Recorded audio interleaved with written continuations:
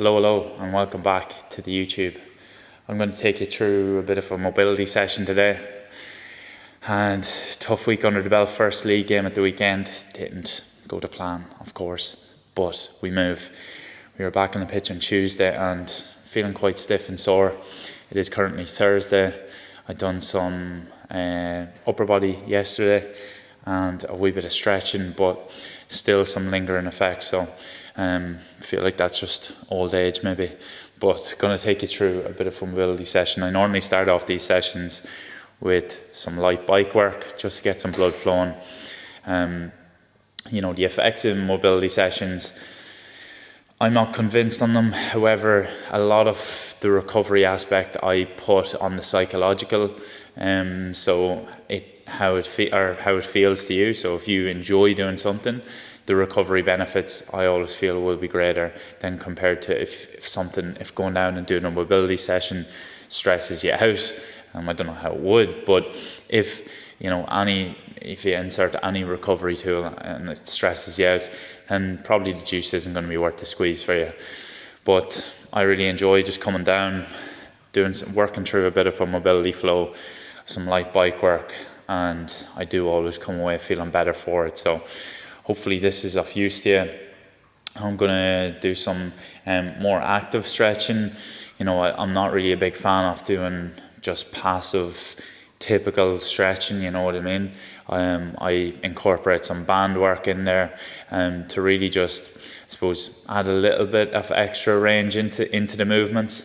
It helps me get a wee bit deeper on these certain, say, especially hip flexors and my spinal mobility, which would be naturally pretty poor, and my ankle mobility, one area that I definitely need improvements on. But yeah, hopefully you enjoy this, and let's get into the session. So first exercise, we are going with banded hip dislocates. So this one feels really, really nice on the hip flexors for me. And as I said, it's one of the areas that get the most, I suppose, tightness after sessions. And that has a knock-on effect on everything else. If your hip flexors are tight, that's going to mean that your hamstrings, your calves are going to have to do more work. So I really like to come in, do about 15 to 20 pulses on this with a good level of resistance. Probably add a wee bit more onto that. This band is under pressure now. But we do about 15 to 20 pulses, just again actively working into that deeper range that we may not be able to get if we don't use the band. But yeah, there's a lot of tightness there on that. Training's been going good now at the minute, thank God. The big thing for me is just staying healthy, and whenever you get a run of training sessions and games without picking up any injuries or knocks, touch wood, you are so grateful for that.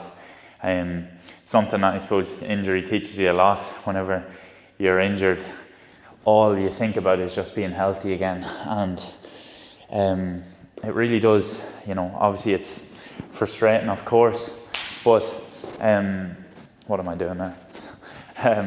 Whenever you're injured, all you can think about is what life would be like to be healthy again. It's the same when you're sick, but for me, whenever I get a run of games and training together, it's just, I'm definitely grateful for it, and you just enjoy it a lot more. Now obviously performance can improve a lot. I feel like I'm fairly rusty after being out for so long. My last competitive game before last Saturday was 6-7 months ago before I done the shoulder. I popped the shoulder out first round of championship. It was first round, I think. So that was 6 months ago. So good to get some competitive minutes under the belt. But as I say, plenty to improve on. Next up, we have some banded lateral dislocates. So these are just to get the lateral hip muscles firing and just get into that bit again of a deeper range with the band by using the band, it just forces you to get, say, a bit more external rotation and that internal rotation there. So I really like it. It's a really nice exercise. I use this as part of my prep as well before I go out onto the pitch, just again to get them lateral hip muscles firing, because if your lateral hip is firing, that will take a huge amount of loading off, let's say the groin, the hamstrings, the hip flexors. That's why I think, you see a lot of people struggling with things like tendinopathy. And one of the big areas to improving how your tendinopathy feels is actually just firing up the surrounding muscles before you go out to train, because oftentimes that muscle that has the tendinopathy issue is the one that has to do the most amount of work, or is compensating for other muscles that aren't switched on. So I have a wee bit of tendinopathy around the Achilles, my right Achilles, so that's a big focus for myself, is just firing all the tissues up around that Achilles and making sure that it's not just covering for all the other tissues that aren't switched on, and doing extra loading on that. Oh, you get a nice burn on that. Next up, we have some banded cat-cows. Again, I really like this exercise. Just again to add a little bit more added range into the spine, because it's something that, especially anyone who's working at desk jobs or sitting down a lot of the day, like I tend to be, then these can be a great way of just decompressing the spine and helping to improve that range in it. So you're going to simply just try to get the elbows in between, and all you're going to be doing is just extending here and then flexing up just as deep as you can. And if you can line up your rhythm of breath with it as well, so here you want to be breathing out obviously, and then on the inhale just inhaling, big deep breath, try and push out and push that spine down as much as you can that's comfortable, and then exhaling.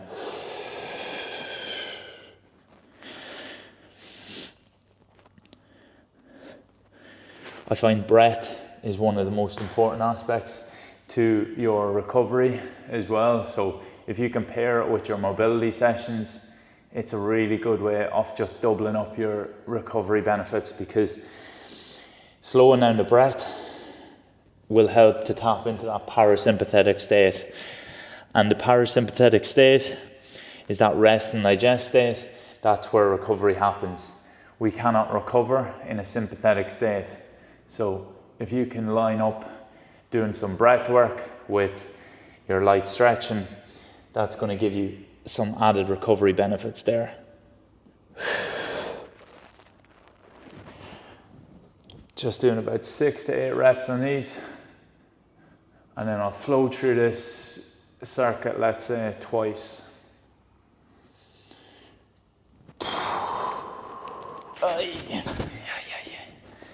We'll loosen it a wee bit now.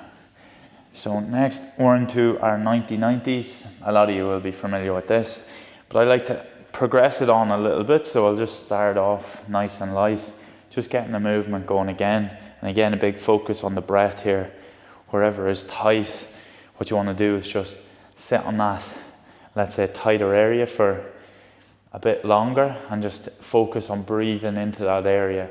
So big deep breaths, and almost imagine any of the stiffness being, let's say, flushed out as you breathe out as well. So you inhale into the area, and then you breathe out through that area, and you can almost feel it then just kind of dissolving a wee bit. And again, a lot of this, as I say, with recovery is psychological. So I think it's really important that you tap into that. So the small little progressions that I will have is just start off, as I said, nice and slow like that, and then you can include a little rollover like this, and then from here, like just right there, I can feel a lot of tightness there on my adductors, my groin.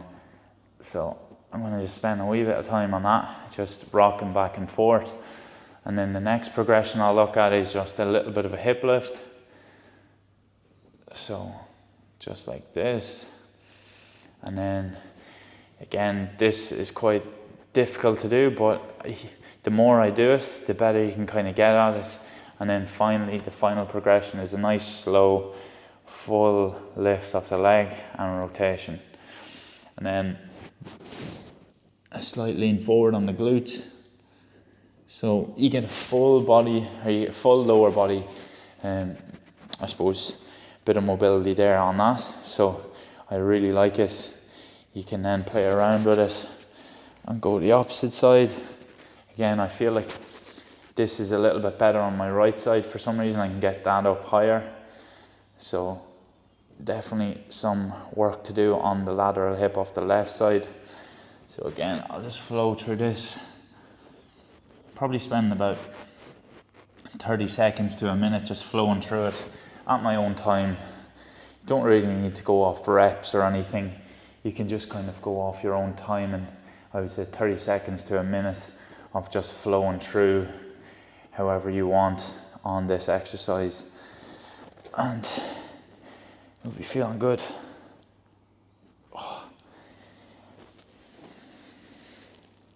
We're going to go into a little bit more of a, I suppose, simple stretching routine now, just 3 exercises back to back, and it's going to start off with the world's greatest stretch. Just a simple exercise, but I do think it's quite nice and effective in opening up the T-spine and also the hip flexors. So just, again, big deep ranges. Try and exaggerate these movements as much as you can.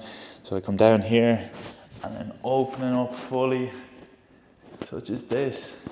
Again, the T-spine is one of the areas that get, for a lot of fellas in particular, because we're just doing, let's say, bench press and pull-ups and whatnot, your T-spine can be very tight. That's just on the upper back. So we can try and loosen it out by doing these sort of exercises here. And especially I find whenever I'm sitting at the desk all day, that T-spine gets very, very tight. I feel like a rigid board. So then we're into our tread the needle again for some T-spine mobility. I focus a lot on that. Like, again, this is going to be different for everybody, but focus on the areas that you find that are really tight for you. Like maybe for yourself, you always find your quads and your calves get really tight. For me, it's usually my hip flexors, my groin, my spinal mobility, and then my calves and Achilles do get tight as well. So they're kind of the areas I spend the most time on. But again, as I said, it could vary for you.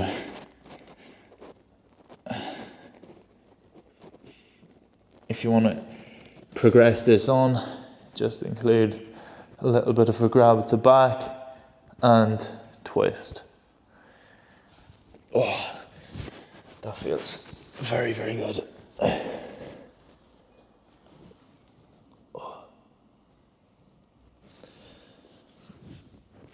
That is tread the needle. And then what we're going to do is just into child's pose. So again, a bit more of a yoga position. And I could be doing this absolutely wrong, but for me it feels good. So I'm going to try to put my toes down on the ground, so feet fully flexed out, or extended out, sorry. Then your palms facing up, head just resting on the ground. And you're trying to push back, pushing the shoulders back to allow that spine to just decompress. I could be seriously close to this mic, so this could be some ASMR for you. This will be fun to listen back to. And if you want, you can move them arms just over to one side, just get a bit more of a stretch on the lat. And the other side.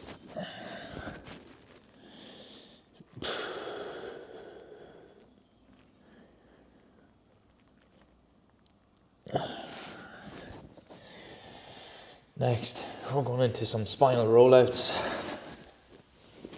So again, as I said, I'm going to do a wee bit more on the spine and the T-spine, just to improve that area, because, as I said, from Tuesday, the hard ground, I find, especially my lower back, my upper back, to be fair tight. So I'm going to do a wee bit more than that.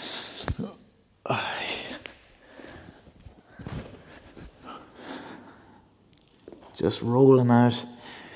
This exercise feels lovely. And just hang out here if you need. Try touch the feet off the ground.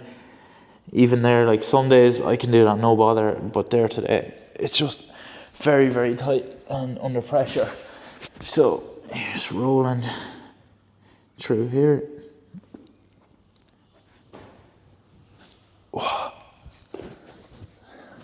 Now we're going to go into some spinal twists. Just twisting over like this.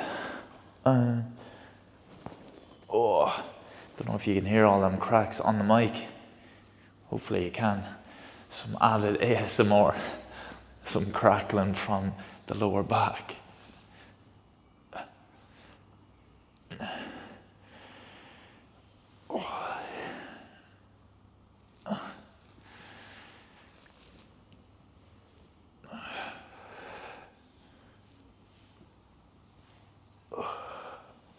Okay, so next two exercises we're going into. First, the couch stretch.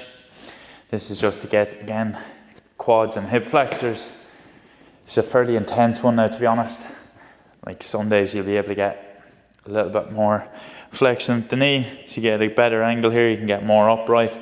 Some days you could be over here just because of the tightness. So if you're out here, that could be a big sign that you need improved mobility in the quads and hip flexors. But if you can get it to a relatively straight angle and then include a reach to increase the tension here and increase the range in it, then that will be a good sign that you're not doing too bad. So mine's not too bad there this morning. Still quite tight. So I'll just again sit here for about 30 seconds, do 2 sets around, and that will do the trick. Trick as well here with this is that you try and engage the glutes. If you engage the glutes and the hips and try and let's also almost push them glutes forward, you'll get a bigger stretch on the quad. Whereas some people just go into this anterior pelvic tilt and arch their lower back. I don't know if you can see it here, but when you arch that lower back, that just takes all the pressure on the lower back and reduces any of the stress on the hip flexors. So it's pretty interesting to note, because that's a common running technique by a lot of athletes. I've had it before myself, where you slip into this anterior pelvic tilt, which is the arch of the lower back. That then lengthens the hamstrings. It takes all of the stress onto the top of the hamstring in particular, and can be a huge factor in injuries. So if you just simply push them hips forward, you're going to see a lot more activation in the hip flexors and the quads. Yeah, that'll do on that side. And then we go on to the other side. Again, you're just kind of setting up like you would for a Bulgarian split squat, and then pushing back. A bit better on this side, which is weird. And then reach. Yeah, geez, feels a lot better.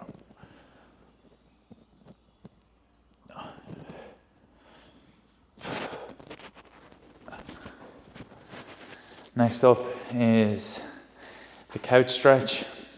This one is going to kill. I'm going to actually move the camera over a wee bit here so you can see.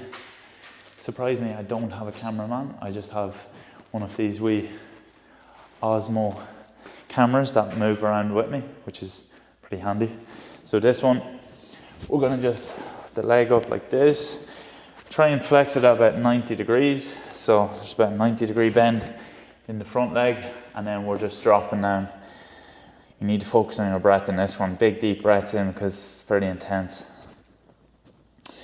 And again, try and find the tighter areas. So if you feel like maybe over here, if you go out to the right, then you feel a bit more of tightness there. I would say spend a little bit longer just breathing into that.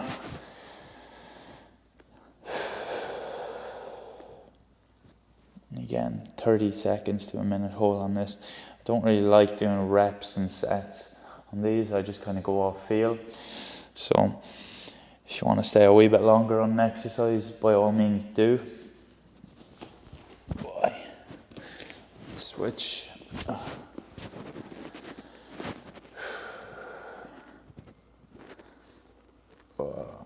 Yeah, the left side, not good, not good.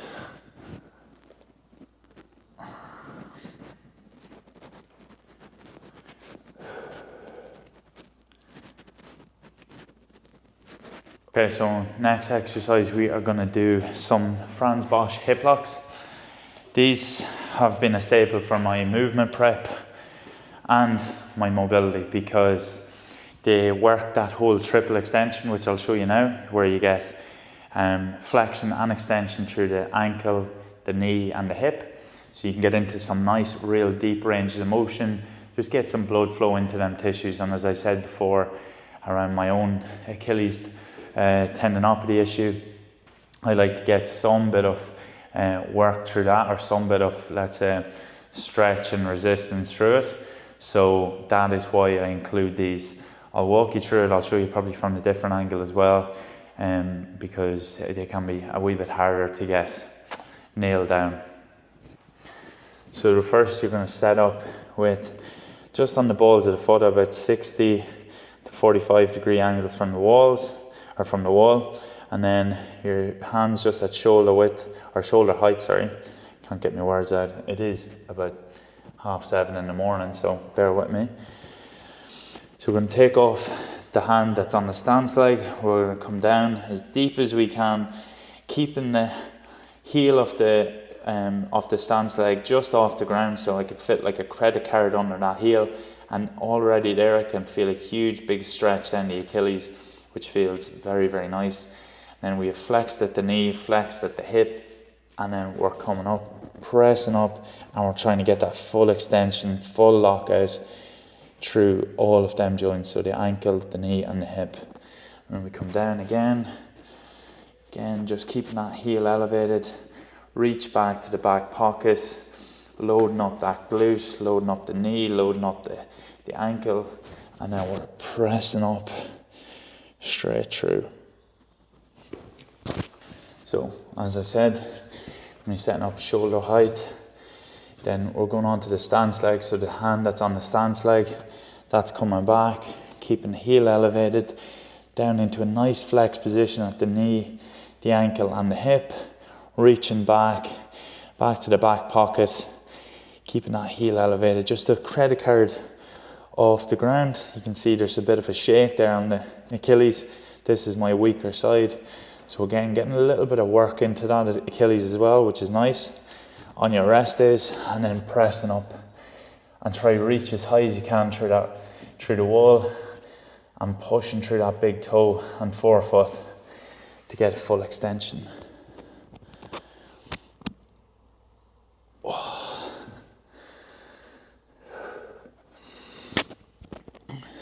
A lot of people with Achilles tendinopathy issues think that they just need to completely offload it. And while load management is a massive factor, 100%, that's going to be one of the biggest factors, but also developing the tissue tolerance and tissue strength is going to be really important. So what I like to do is include a mix of mobility, strength work, and in particular isometric strength work to just develop out the actual robustness and I suppose tissue tolerance of that Achilles. So that's what I've been using recently and found it really good, like say doing my overcoming isometrics. Even then, some of these are almost like yielding isometrics because I'm just holding down here for, let's say, 3 to 5 seconds as well, and then pushing up into a concentric phase. So we're getting all of the areas of strength in there. You're getting your eccentric strength, your concentric, and then obviously spending a wee bit longer on the isometric. But I find it really good for that. Okay, that is the mobility session wrapped up, and hopefully, I'm going to try and face track here. Hopefully you enjoyed that, something a wee bit different. than I normally do, but I'm going to try and do a bit more of these sessions across the year and get them up on YouTube and stuff, just so I can have them for myself, but also then you can follow along with them and get some value out of them. If you would like to see more of these style videos, even if you want to like the video, if you want to drop a comment below, I'd much appreciate that, just so I know, because I'm definitely still figuring this whole YouTube thing out. So if you did enjoy it, just drop a comment and let me know. And other than that, I'll catch you in the next one.